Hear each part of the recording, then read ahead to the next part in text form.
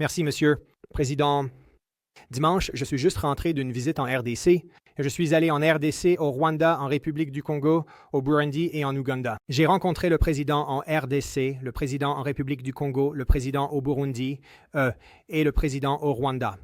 Je suis parti encouragé de certaines manières et découragé d'autres manières, comme vous pouvez l'imaginer. Je sens qu'il y a un potentiel incroyable dans la région pour la paix et la sécurité et pour que les tueries et le bain de sang cessent. Les ressources là-bas sont juste énormes. Des dizaines de milliers de milliards de dollars en ressources. Vous savez, la RDC pourrait être l'un des pays les plus riches de la planète entière. Mais je crois que certaines choses doivent se produire. Et je ne sais pas exactement quelle est la solution pour y parvenir. Je pense que, vous savez, pour que cela existe, l'Est de la RDC doit être une zone où tout le monde a un intérêt dans la sécurité et la sûreté et la capacité pour les entreprises étrangères de venir et d'investir dans la région. Et quand je dis tout le monde, je veux dire la RDC, je veux dire le Burundi, je veux dire l'Ouganda et le Rwanda, tout le monde qui est là. Nous savons tous en ce moment que l'Est de la RDC est une zone complètement ingouvernée. C'est comme le Far West, n'est-ce pas? Et je crois vraiment que le gouvernement à Kinshasa n'a actuellement aucune capacité à contrôler cette zone. Ils n'ont pas les ressources ni la capacité de vraiment, disons, influencer ce qui se passe là-bas. Et ils deviennent, en fait, à mon avis, juste une autre entité là-bas qui essaie de profiter des ressources là-bas et de prendre ce qu'ils peuvent. Et tout le monde le fait. Nous le savons, n'est-ce pas? Nous savons que, vous savez, l'Ouganda importe des minéraux de là-bas. Le Rwanda le fait. Le Burundi le fait. Tout le monde le fait. Et il n'y a vraiment rien là-bas pour les arrêter. Je pense que le gouvernement congolais doit faire quelque chose. Premièrement, ils doivent aborder un problème interne, n'est-ce pas? Alors, il y a un grand nombre de personnes au Congo qui ne sont pas des citoyens congolais, qui ne sont pas traités comme des citoyens congolais, y compris la plupart des membres du M23 et ainsi de suite. Maintenant, vous savez, le M23 est un groupe rebelle et vous savez, nous savons qu'il y a une influence là-bas et il y a une composante des forces de défense rwandaises, vous savez, l'armée rwandaise. Mais honnêtement, le M23, avec ou sans le Rwanda en ce moment, est pratiquement incontesté dans la région. Ils font juste tout ce qu'ils veulent en ce moment et l'armée congolaise ne riposte même pas en ce moment. En fait, ils fuient simplement devant le M23 ou dans certains cas, ils déposent leurs armes et rejoignent le M23. Exactement. Donc, je pense que le gouvernement congolais est dans une mauvaise position ici, mais je crois que c'est un problème de longue date. Je comprends qu'il y a certaines personnes dans l'Est de la RDC qui ne sont pas reconnues comme citoyens congolais. Et cela peut être en partie parce que cela faisait partie du Rwanda avant que les frontières ne soient redessinées il y a de nombreuses années. Et cela faisait partie du Rwanda. Mais je vous soumettrai qu'une grande partie de l'Ouganda faisait également partie du Rwanda. Et après avoir été redessiné, c'est maintenant l'Ouganda. Ces personnes ont été immédiatement assimilées et traitées comme des citoyens ougandais. Mais cela ne s'est pas produit en RDC. Et je pense que c'est une partie du problème. Je pense que cette question intérieure doit être abordée et donc, que tout le monde dans la région, tout le monde dans le pays doit être traité comme un citoyen congolais avec tous les droits et privilèges qui en découlent. Je pense que c'est une chose difficile à faire, mais je pense qu'à un moment donné, la résistance armée du M23 ne va pas simplement déposer les armes et s'en aller. Je pense qu'ils sont une résistance armée. Il doit y avoir un effort d'une manière ou d'une autre pour les intégrer dans l'armée congolaise et leur faire sentir qu'ils sont des citoyens congolais qui protègent de leur pays, pas ce qui se passe actuellement. Je pense que c'est l'un des problèmes. Je pense que l'autre problème est qu'ils ont le problème intérieur ou ils ont le problème international, évidemment, qui se concentre principalement en ce moment autour de la relation avec le Rwanda. Et je pense qu'il doit y avoir une capacité pour le Rwanda et le président. J'ai parlé à Kagame, j'ai parlé à Chikashite, j'ai parlé à eux deux. Et je pense que l'un des plus gros problèmes en ce moment est qu'ils ne peuvent pas s'entendre personnellement. Et je pense qu'à un moment donné, les gens doivent mettre de côté leurs différences personnelles. Cela doit être une région bénéfique pour tout le monde, où chacun voit un profit et où chacun a une raison pour que ce soit une zone de stabilité, n'est-ce pas? Et je pense que je ne connais pas la réponse à cela. C'est sûr. Les pays voisins doivent également bénéficier des minéraux qui se trouvent dans l'est de la RDC.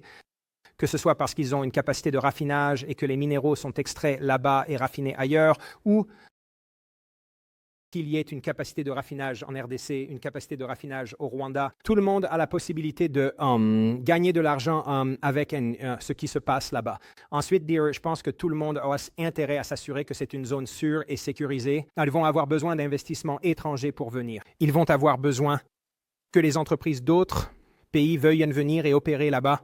En ce moment, cela ne peut pas se produire car il n'y a pas le niveau de sécurité requis et il n'y a pas l'absence de corruption.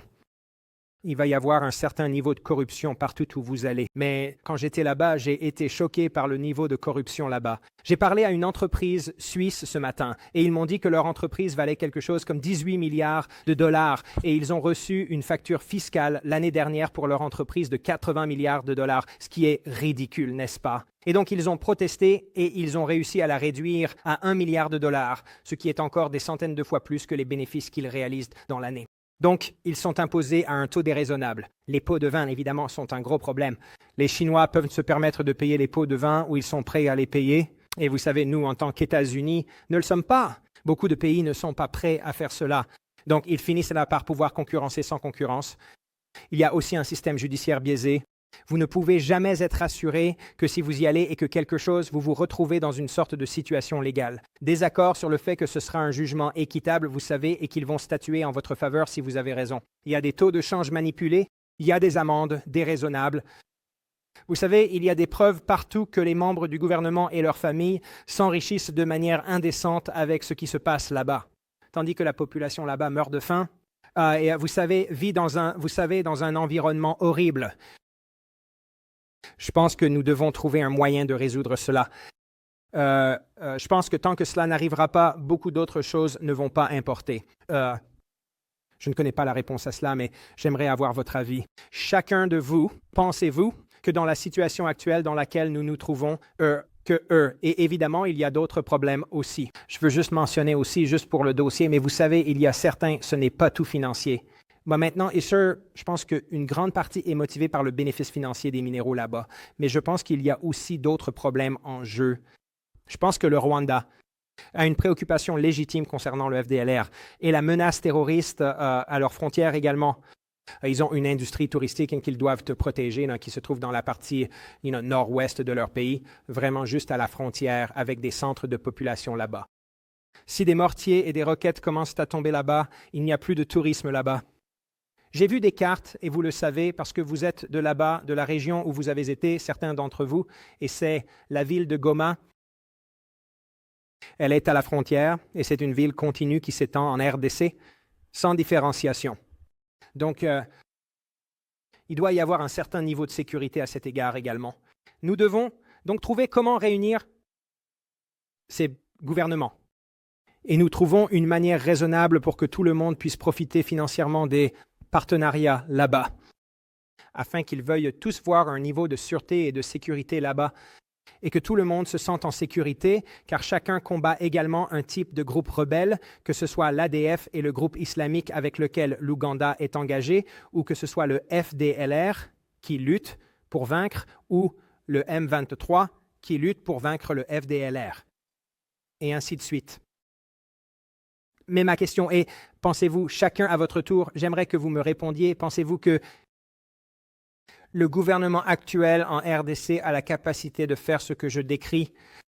Merci. Et je vais juste conclure en disant que je pense qu'il y a une opportunité incroyable ici. Et je pense que la nouvelle administration, celle du président Trump, voit qu'ils veulent cela, que le bain de sang et la violence dans l'est de la RDC cessent.